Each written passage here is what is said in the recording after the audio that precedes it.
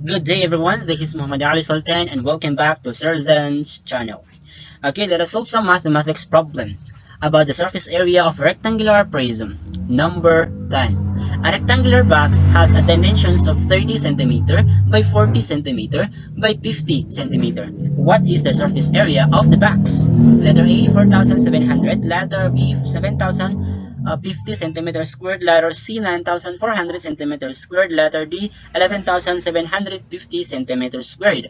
So, tignan natin yung nasa stem. So, meron tayo ditong rectangular box, tapos may dimension tayo na 30, 40, 50, at hinahanap natin yung surface area. So, if meron tayo ditong 3D na rectangular box na may height, length, at saka width, so, ang surface area niya, para makuha, is, una, i-list down muna natin yung mga given. So, meron tayo yung W, which is 30 height na 40, length na 50. Kasi, di ba, kapag length, yan yung pinakamahaba. Okay?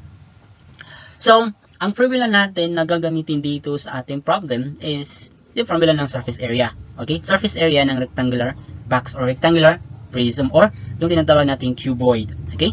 So, para makuha yan siya, 2 multiplied by the product of LW plus the product of WH plus the product of LH.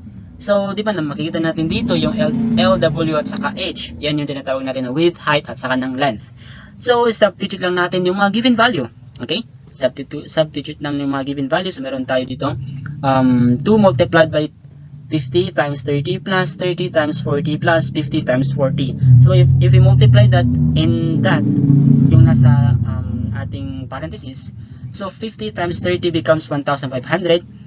Yung 30 times 40 becomes 1,200. Yung 50 times 40 becomes 2,000.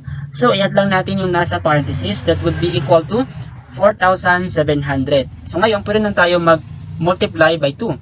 So, if we multiply 4,700 by 2, the equal would be 9,400. So, ibig sabihin, meron tayo ditong 9,400 centimeters squared ng ating surface area na may dimensions na 30, 40, at saka ng 50. So, ang ating sagot is letter C, 9,400 cubic centimeter. Squared centimeter. Okay? Follow for more.